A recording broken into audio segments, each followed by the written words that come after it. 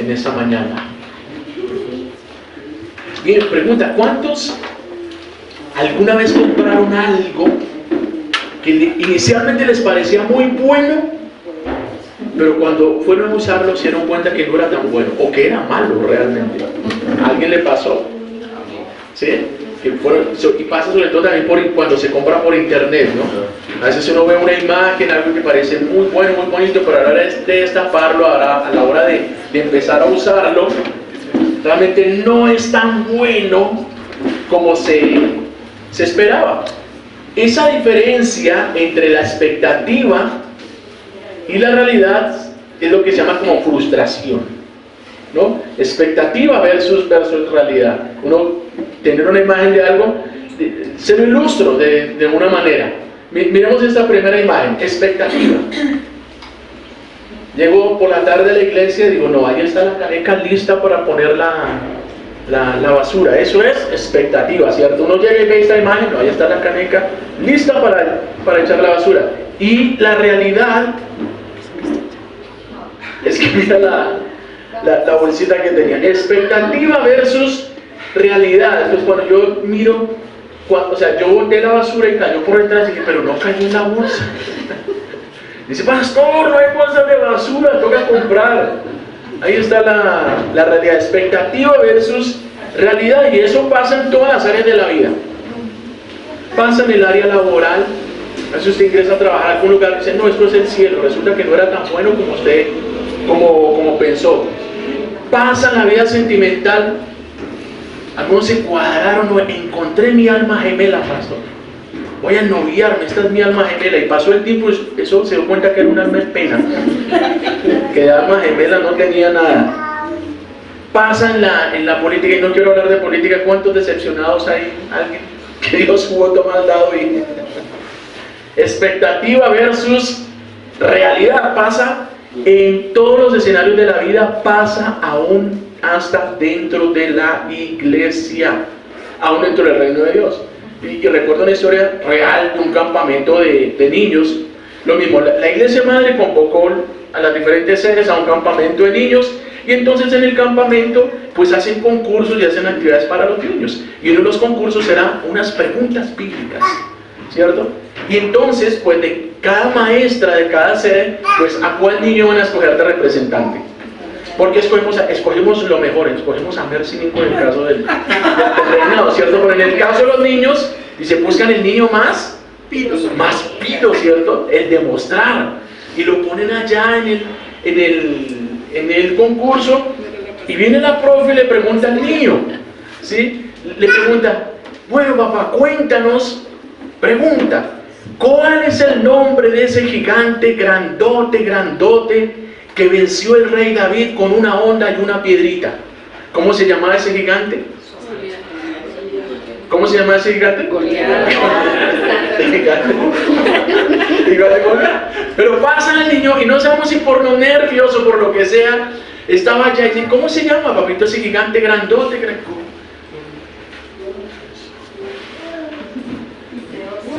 Te voy a ayudar, papito, te voy a ayudar. El gigante se llamaba Go, y le dice a la profe,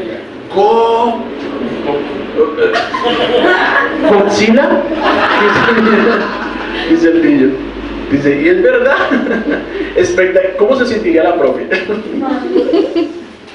Expectativa versus realidad, que en ocasiones hace que nosotros nos frustremos, como les digo, en todos los escenarios de la vida, y aún en lo referente a la iglesia, y aún en lo referente al reino. Y traigo esto a colación porque durante este mes de junio, que está empezando, este es el primer domingo de junio, vamos a estar meditando en cómo ser fieles a la iglesia local. El poder mantenernos fieles a la iglesia local. Y aún dentro de la iglesia, no faltan aquellos que empiezan con mucha emoción, con mucho entusiasmo. Al principio todo es muy bonito, al principio todo es maravilloso, pero cuando empiezan las dificultades, cuando empiezan los tropiezos, entonces muchos lo que hacen es que se desaniman, se aburren, se frustran y se van. ¿Por qué pasa eso? Porque tenían falsas expectativas.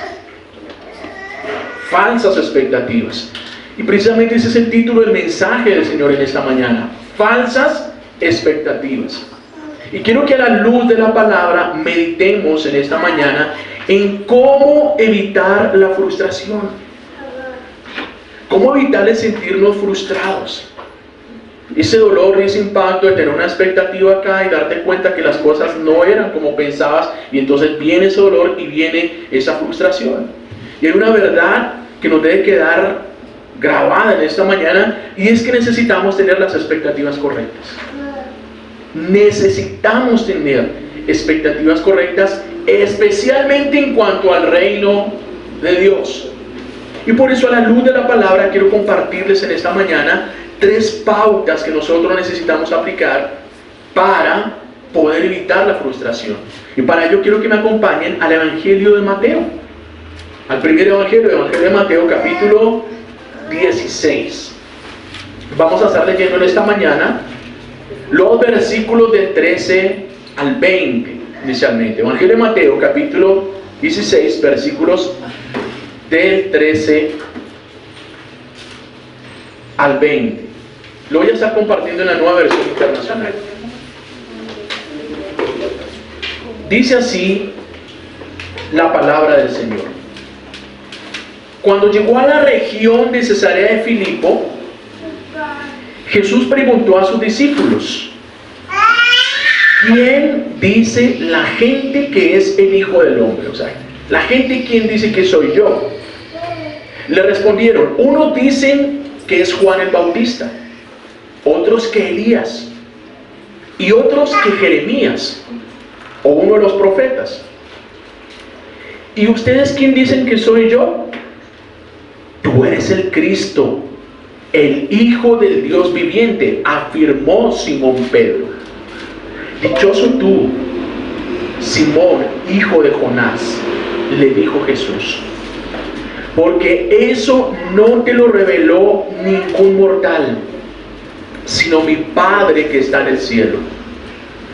Yo te digo que tú eres Pedro, y sobre esta piedra edificaré mi iglesia, y las puertas del reino de la muerte no prevalecerán contra ella. Te daré las llaves del reino de los cielos. Todo lo que haces en la tierra quedará atado en el cielo, y todo lo que desates en la tierra quedará desatado en el cielo. Luego les ordenó a sus discípulos que no dijeran a nadie que era el Cristo. Amén y amén. Que el Señor bendiga su palabra en esta mañana. Oremos al Señor. Señor, tú tienes una mente tan grande, Padre, y nosotros una mente tan finita, tan limitada. Y muchas veces venir a la Escritura para nosotros genera confusión. Yo te ruego en esta mañana, Espíritu Santo, que tú nos ayudes, Señor, a entender tu palabra y sobre todo a vivir esta palabra, que tú nos ayudes, Señor. Que podamos en este día esclarecer nuestras expectativas respecto al reino de Dios. Y si hay alguno de tus hijos en esta mañana que se esté sintiendo frustrado, que sienta frustración en algún asunto en específico, algo que no funciona como quisiera que funcionara, Señor, que en esta mañana Él obtenga victoria en esa necesidad, que su frustración pueda ser cambiada por esperanza, por el consuelo y la bendición tuya. Te lo ruego en el nombre del Señor. Amén. Y amén. Amén, amén. Muy bien, para poder entender siempre bien la Escritura necesitamos conocer el contexto. Cuando llegan estas palabras de Jesús, ¿sí?, ellos llevaban cerca de 90 años bajo la ocupación de los romanos. 90 años siendo esclavos de los romanos. Un caso parecido, digamos, al de Venezuela. ¿Cuántos llevan ellos hoy con el régimen? Como 20 y pico de años, tal vez. Y una situación complicada. Imagina un mal gobierno, pero de 90 años. Terrible. La situación de la nación era terrible. Pero Israel seguía teniendo sus líderes espirituales, que eran los rabinos. Y por una obra y por el mover del Espíritu Santo, los rabinos judíos, justo en la llegada antes del Mesías, con mucha frecuencia, estaban yendo a los textos que anunciaban la llegada del Mesías. Había un Mesías prometido en la Escritura. Y era tan complicada la situación en la nación, los ánimos estaban tan caldeados. De hecho, se estaban levantando movimientos como el de los celotes, un movimiento guerrillero que lo que buscaba era poderse oponer al régimen romano. Y se levantaban ellos motivados también con la esperanza de la llegada de este Mesías. Eso era lo que se murmuraba y eso era lo que decían: ya va a llegar el Mesías. Estaba la expectativa de que llegara aquel Salvador que viniera a sacar corriendo a los romanos. Y más en ese tiempo, por la misma necesidad, ellos reconocían: hoy es cuando más necesitamos a este Mesías. Y los rabinos predicando desde los púlpitos a través de la palabra del Señor, había esa expectativa. Y el Señor, al estar ahí en Cesarea, sabiendo que Él era el Mesías y que ya tenía que cumplir su labor, y llegó en el punto culminante de su ministerio. Jesús hacía milagros, multiplicaba el pan, curaba a los enfermos, predicaba el Evangelio. Su ministerio era un boom, era famoso por todo lo que hacía.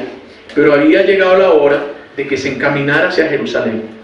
Y eso lo hizo estando ahí en Cesarea de Filipo. Él ya sabía: me toca empezar ya mi camino hacia Jerusalén. Y él sabía que ese sería su camino hacia la cruz, hacia la muerte. Y por eso, sabiendo lo que se viene para sus discípulos de ahí para adelante, él quería tener claro y quería sobre todo era que sus discípulos tuvieran claro lo que venía para ellos adelante. Que ellos tuvieran claro todas las implicaciones de ese reino que él venía a establecer, porque él sí venía a establecer el reino, pero los discípulos tenían que tener claro todas las implicaciones de ese reino. Por eso la pregunta: cuando llegó a la región de Cesarea de Filipo, dice el versículo 13, Jesús le preguntó a sus discípulos: ¿quién dice la gente que es el Hijo del Hombre? Le respondieron: unos dicen que Juan el Bautista, otros que Elías y otros que Jeremías o uno de los profetas. Entonces la gente estaba maravillada por todas las cosas que hacía Jesús, pero estaba tan maravillada como tan confundida, porque no tenían claro quién era Jesús. No lo tenían claro. Y entendiendo la confusión de la gente, pues le pregunta a sus discípulos: bueno, esto es la gente, ¿y ustedes? ¿Quién dicen que soy yo? Dice el versículo 15. Ahí es cuando viene la respuesta de Pedro: tú eres el Cristo, el Hijo del Dios viviente, afirmó Simón Pedro. Dichoso tú, Simón, hijo de Jonás, le dijo Jesús, porque eso no te lo reveló ningún mortal, sino mi Padre que está en el cielo. ¿Qué hizo Jesús? Aprobó la expresión de Pedro. Dijo: mijo, lo que tú dices es cierto. Esa es la verdad, lo que tú estás diciendo. Y aquí encontramos la primera pauta que nosotros debemos aplicar para evitar la frustración. Y es que lo primero, para no frustrarnos, necesitamos es esclarecer la verdad. Esclarecer la verdad. Eso es lo que está haciendo Jesús, esclareciendo la verdad. ¿Por qué muchos se hacen falsas expectativas respecto a algo, respecto a un proyecto? ¿Por qué muchos se hacen falsas expectativas? Porque no conocen toda la verdad. Los judíos no conocían la verdad respecto a Jesús. No conocían la verdad respecto a Él. Estaban confundidos. Estaban tan confundidos que hasta llenaron el reino, o sea, el concepto que tenían del reino, o el concepto que tenían de Jesús, era un concepto lleno de misticismo, pensando que era Jeremías o que era Elías, que era que alguno de los profetas que había resucitado. Ya le metieron misticismo al mensaje del Señor y no era eso. No conocían, estaban confundidos, y realmente la ignorancia genera falsas expectativas.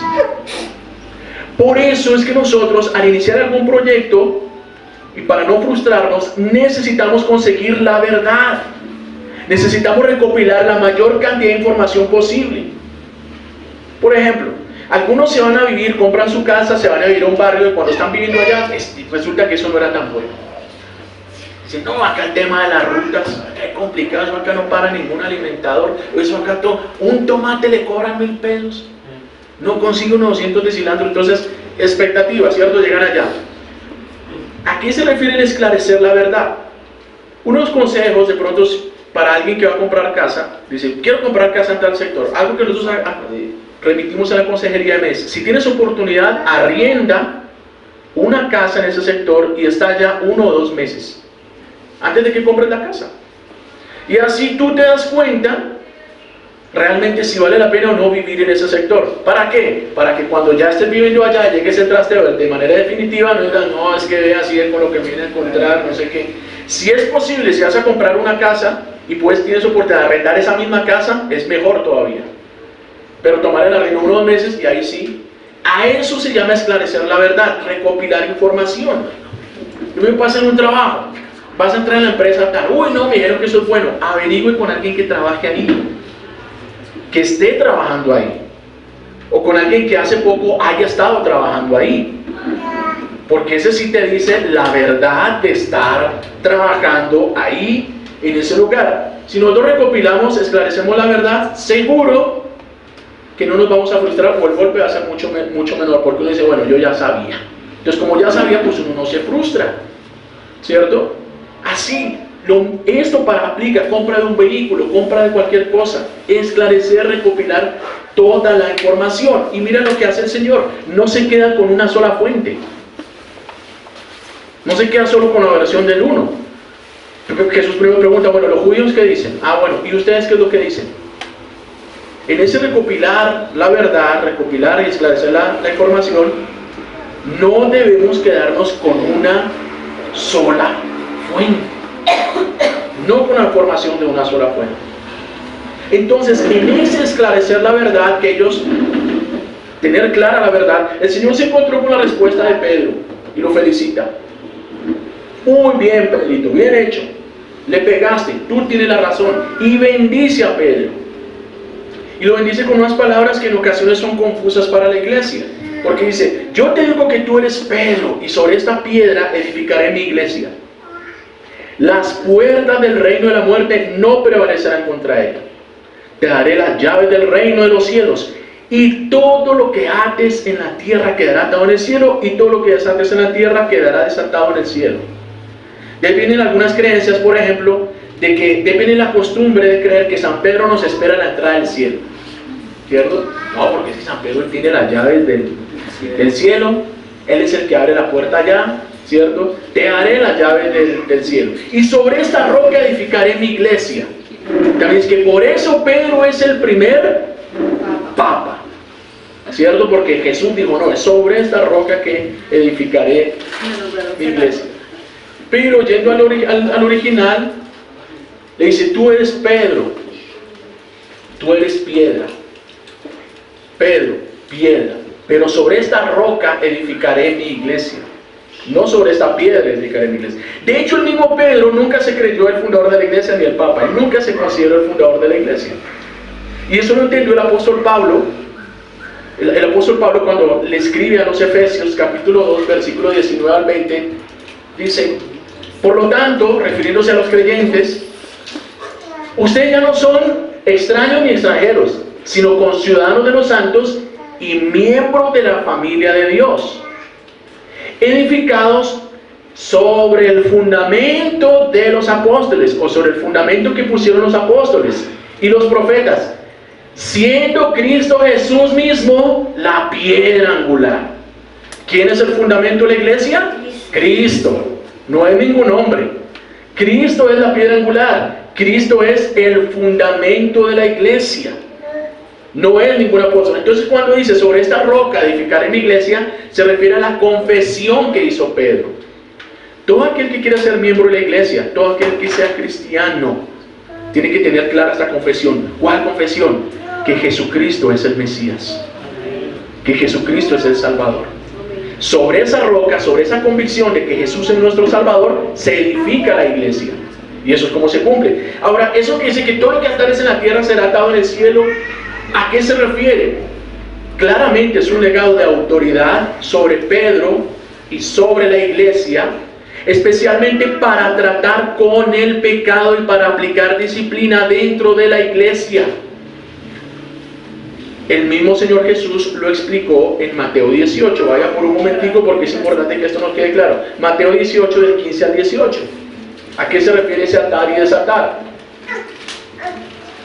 Lo está hablando dentro del contexto de la disciplina eclesiástica. Y ojo que estos dos textos que estamos citando son los únicos dos textos de la Biblia donde Jesús se refirió a la iglesia. Son los únicos dos textos de la Escritura donde Jesús habló específicamente de la iglesia. Dice, si tu hermano peca contra ti, ve a solas con él y has de ver su falta. Si te hace caso, has ganado a tu hermano. Pero si no, lleva contigo uno o dos más para que todo asunto se resuelva mediante el testimonio de 2 o 3 testigos. Si se niega a hacerles caso a ellos, díselo a la iglesia. Si incluso a la iglesia no le hace caso, trátalo como si fuera un incrédulo o un renegado. Les aseguro que todo lo que ustedes aten en la tierra quedará atado en el cielo, y todo lo que desaten en la tierra quedará desatado en el cielo. Es decir, que los líderes de la iglesia y la iglesia en general, tanto los líderes como la iglesia, cuando ejercen la disciplina al interior de la iglesia, pueden tener la seguridad de que cuentan con el respaldo de Dios. Dios avala los procesos de disciplina espiritual que se realizan dentro de la iglesia. El Señor lo avala, el Señor lo respalda. De eso se trata. Cristo está dando instrucciones específicas de cómo tratar el pecado dentro de la iglesia. Entonces, más que una declaración individual sobre Pedro, es una declaración de autoridad sobre la congregación como tal, sobre la iglesia. Ahora, después de esta tremenda declaración de Pedro, pues viene la sorpresa. Dice, luego, dice el versículo 20, les ordenó a sus discípulos que no dijeran a nadie que él era el Cristo. Y ahí todos nosotros quedamos ¿cómo así? Si por fin llegó el Mesías, que tanto estábamos esperando, ¿por qué no podemos hablarlo? ¿Por qué? La Biblia se explica a sí misma. Versículo 21 al 23. El Señor no se terminó ahí. Les dijo a sus discípulos, no le digan a nadie. Y desde entonces comenzó Jesús a advertir a sus discípulos que tenía que ir a Jerusalén y sufrir muchas cosas a manos de los ancianos, de los jefes de los sacerdotes y de los maestros de la ley, y que era necesario que lo mataran y que al tercer día resucitara. Pedro lo llevó aparte y comenzó a reprenderlo. De ninguna manera, Señor, esto no te sucederá jamás. Pedro vaciando al Señor. ¿Cómo así? Jesús se volvió y le dijo a Pedro, aléjate de mí, Satanás. ¿Quieres hacerme tropezar? No piensas en las cosas de Dios, sino en las de los hombres. ¿Por qué reprendió el Señor a Pedro? Por no pensar en las cosas de Dios, sino en las cosas de los hombres. Y aquí encontramos la segunda pauta para evitar la frustración. Y es que para evitar la frustración necesitamos eliminar la visión terrenal. Quitar de nuestros ojos esa visión terrenal. ¿Por qué nos frustramos en cuanto a las cosas del reino? Porque continuamos con una visión demasiado terrenal de la vida. Porque esperamos que las cosas en el reino de Dios, ahora que camino con Dios, queremos que las cosas en el reino funcionen de la misma o con la misma lógica con que funcionan acá en la tierra. Pero no es así. Acá en la tierra, mirada terrenal, ¿a quién se considera grande? Que tiene plata, que tiene empresa, que tiene título, que tiene carro, tiene finca. No, ese tipo es grande. Y se considera grande no, porque yo mando. Si la gente me hace caso, es que yo, cuando digo es que la gente tienes que correr, tienes que hacer las cosas cuando yo les digo. Y ese se considera Grande. ¿Y qué dice? Eso es lo que la gente tiene. Para ser grande hay que tener plata, éxito, cierto, títulos, empresa. Esa es la visión del mundo. Pero ¿qué dice el Señor en cuanto al que es grande en el reino del cielo? Si usted quiere ser grande en el reino del cielo, ¿qué tiene que hacer? Servir.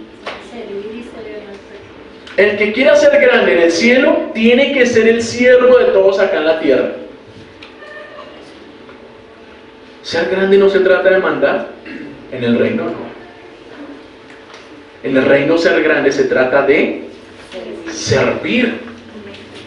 Entonces muchas veces tenemos esa confusión, que queremos que el reino funcione como funciona la tierra, y no es así. Tenemos una visión demasiado terrenal. Y eso es lo que le pasaba a Pedro. Ahora que Jesús había dicho abiertamente que era el Mesías, ¿cuál era la lógica del mundo? Ya llegó el Mesías, hay que correr a dar la noticia, por fin llegó el Mesías. ¿Y cuál fue la lógica del reino? La lógica de Jesús. ¿Me hacen el favor? Calladitos. No me le cuenten a nadie por ahora. ¿De dónde nace la confusión? De una visión terrenal. Una visión terrenal produce falsas expectativas, y las falsas expectativas producen frustración. Visión terrenal produce falsas expectativas, y falsas expectativas producen frustración. Es increíble que el mismo Pedro, porque después de semejante halago que le da el Señor delante de los discípulos, ¿cómo se creyó Pedrito? Sí, Dios, el chacho. Educado en cristología por el propio Dios Padre, formado en cristología, y después se gana semejante vaciada. Claro. Dice, ahora, el mismo Pedro se toma el atrevimiento de reprender a Dios, de decirle a Jesús, tú te estás equivocando. Reprenderlo. ¿Por qué? Porque no entendía los propósitos de Dios, no entendía los propósitos del reino. ¿Cuál es el punto? ¿Pedro entendía el mensaje del Evangelio? ¿Había entendido el mensaje del Evangelio? Sí. Entendía que Jesús era el Salvador, que Jesús era el Mesías. Pero habiendo entendido el mensaje del Evangelio, seguía teniendo una visión muy terrenal de la vida. Y eso pasa con mucha frecuencia dentro de la iglesia. La gente entiende el mensaje del Evangelio, entiende que solamente a través de Jesús hay salvación, pero siguen con una visión demasiado terrenal de la vida. La lógica terrenal nos impulsa a pensar que ahora que estoy caminando con Dios, todo en la vida me va a funcionar a la perfección. Porque es que estoy caminando con Dios, esa es la lógica, ¿cierto? Caminaba sin Dios, problemas. Ahora que camino con Dios, todo me tiene que funcionar a la perfección. Eso es la lógica humana. Pero ¿qué le está diciendo Cristo a sus discípulos? Yo soy el Cristo, yo soy el Mesías, pero no esperen que cuando yo llegue a Jerusalén me vaya directo al palacio de César a sacar al palacio de Herodes y de Pilato a sacarlo corriendo de los romanos. Yo soy el Señor, yo soy el Mesías y voy para Jerusalén, pero ¿saben qué me va a pasar allá? Me van a matar, voy a sufrir injusticias, me van a escupir, me van a maltratar y voy a sufrir mucho en ese lugar. Pues cuando Pedro escucha eso, dice, ¿el Mesías? No, el Mesías tiene que entrar con la espada en la mano ahora sí se compuso eso, no, ahora sí. El Mesías tiene que venir, pero ¿cómo así que lo maten? ¿Cómo así que eso? Visión terrenal. Mira cómo el Señor, continuando sus palabras, habla de esta visión terrenal de sus discípulos. Por eso también les dice en el versículo 26. Visión terrenal. ¿De qué le sirve al hombre ganar el mundo entero si pierde la vida? ¿O qué se puede dar a cambio de la vida? Visión terrenal. Ustedes quieren ganar el mundo entero, pero ¿de qué le sirve al hombre que se gane el mundo entero, la fama, la empresa, el dinero, si va a perder su vida?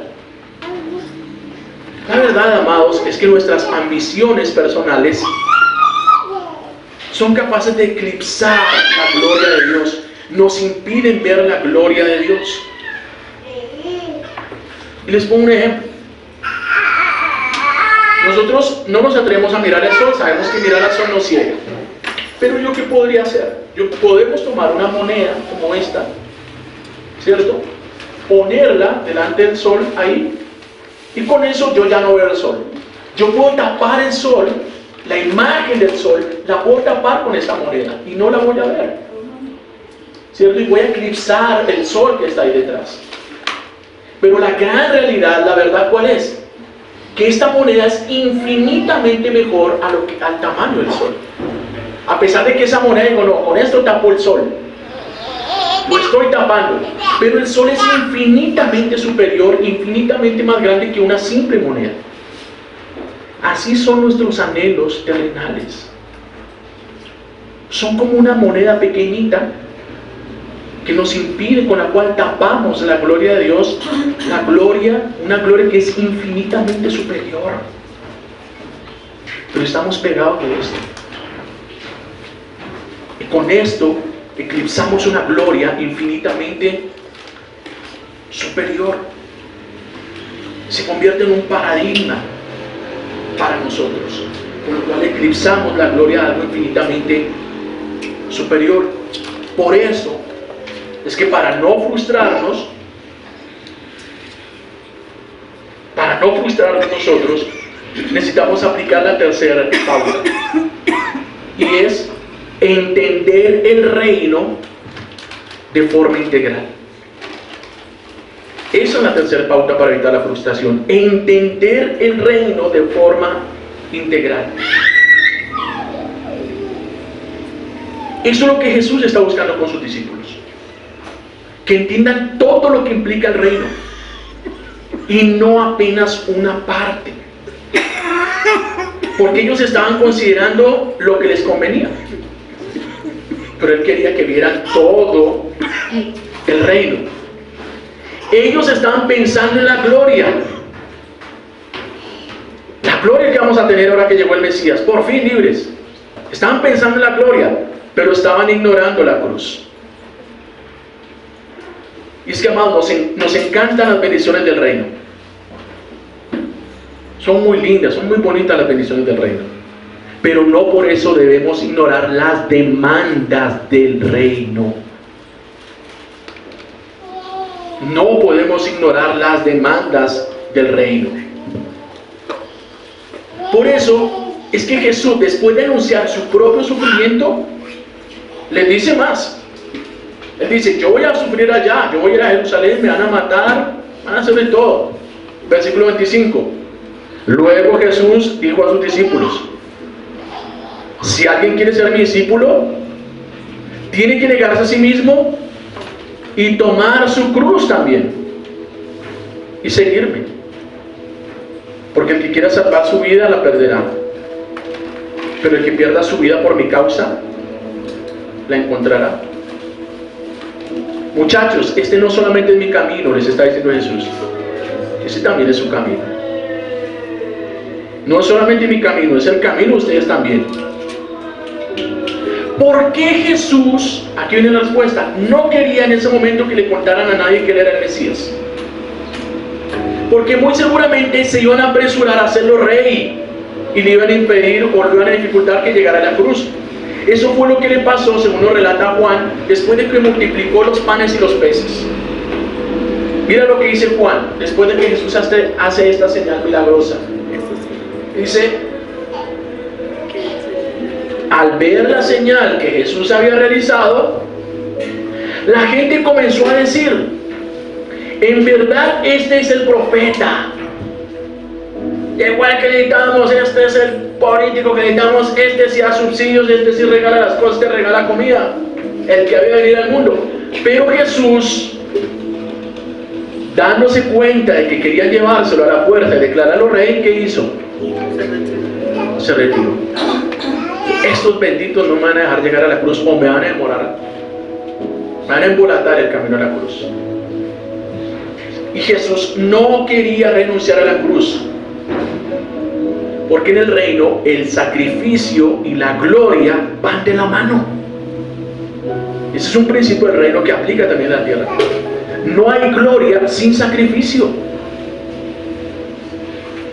No hay gloria sin sacrificio, van de la mano. Por eso, amados, necesitamos entender el reino de una manera integral. ¿Para qué? Para que cuando llegue la hora del dolor, cuando llegue la hora de la dificultad, cuando llegue la hora del sufrimiento, cuando llegue la hora de la disciplina, entendamos que todo esto también hace parte del reino. Y entonces no nos sintamos frustrados. Necesitamos ver todo lo que incluye el reino. Reitero, los discípulos y la gente estaban viendo apenas, teniendo una visión parcial de él. Una visión parcial de Jesús. ¿Cómo veían a Jesús? No, Jesús es un profeta. Porque no es como Elías, profeta. Es como Juan, profeta. Es como Jeremías, profeta. Pregunto, ¿Jesús era profeta? Sí. Pero era mucho más que un profeta. Porque ese es uno de los oficios de Cristo, profeta. Pero Cristo también es sacerdote. Y Cristo también es rey. ¿Cómo lo veía Pedro? Y muy posiblemente el resto de los discípulos.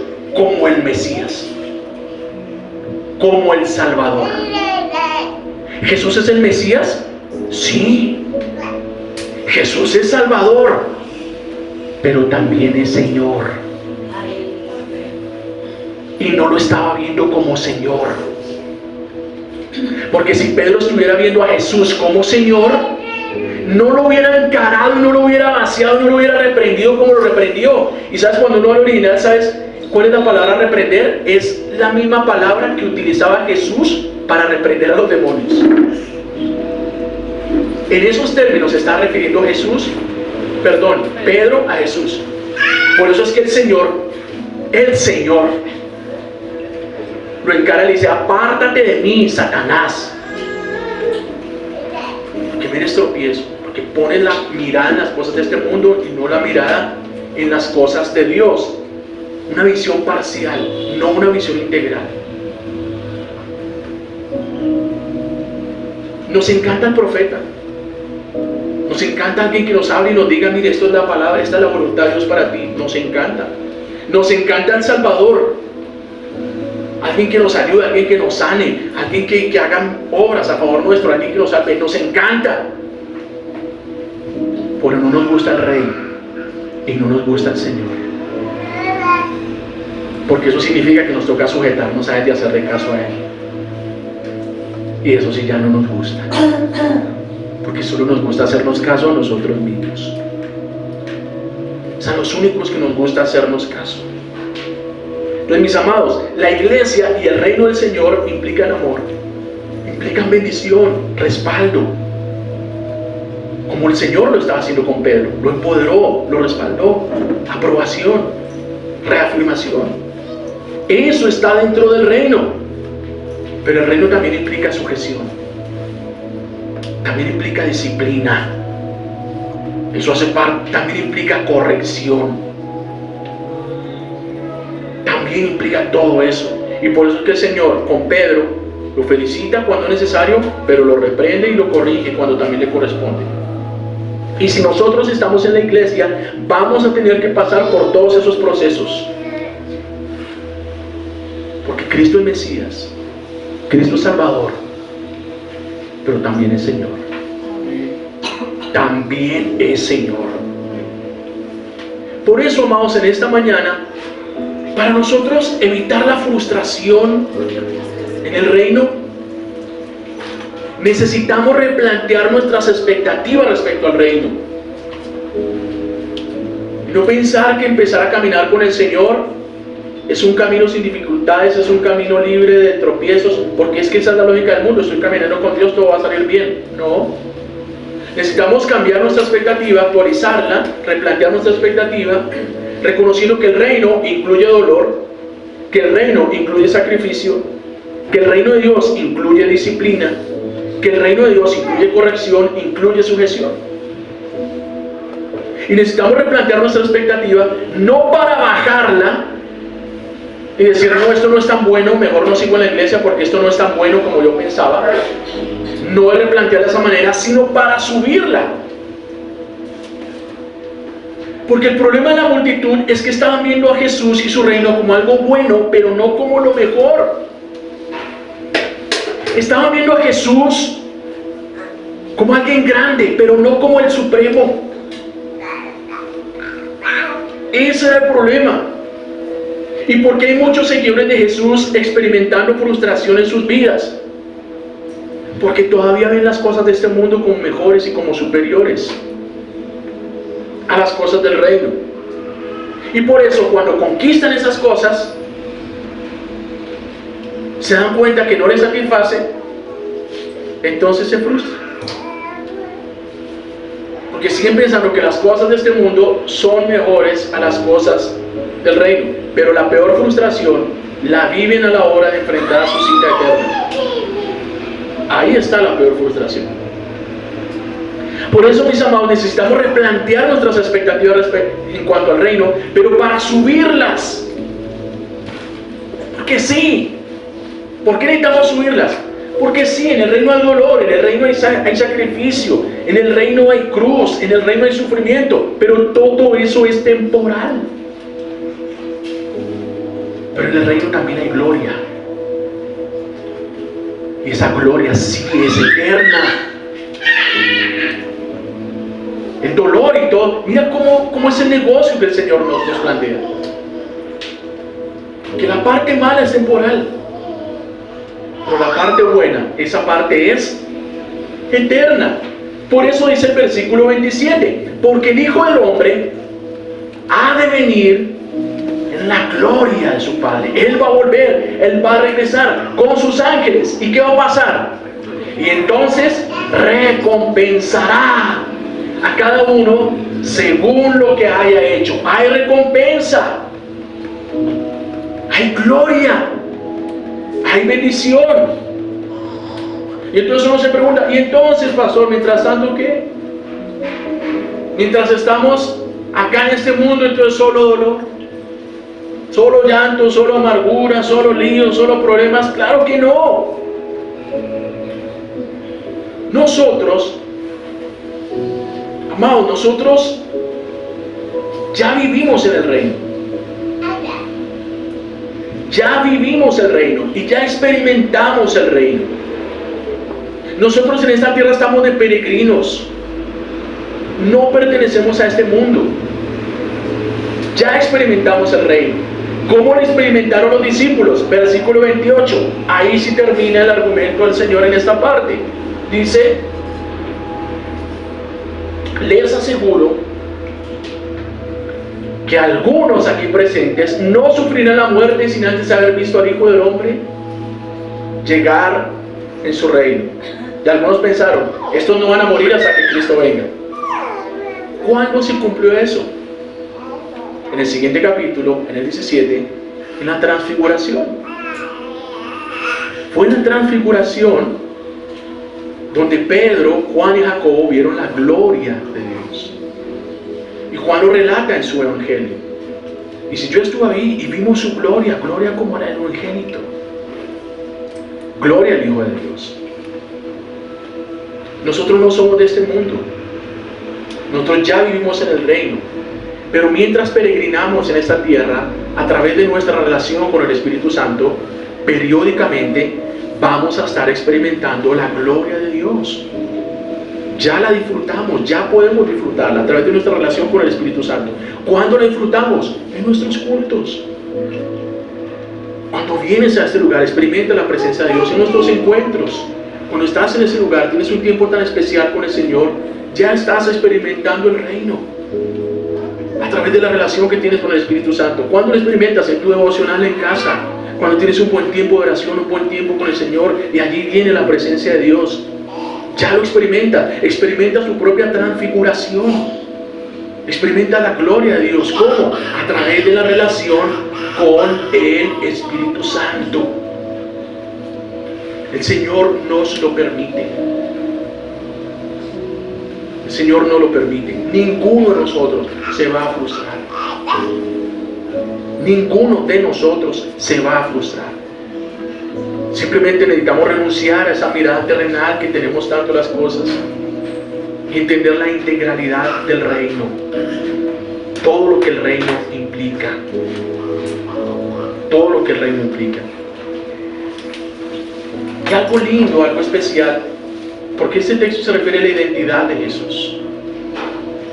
El Señor se está dando a conocer: yo soy esto, yo soy Señor, yo soy Mesías, pero yo también soy el Rey, yo también soy el Señor que recompenso, yo soy el que empodera, yo soy el que corrijo, yo soy el que recompenso.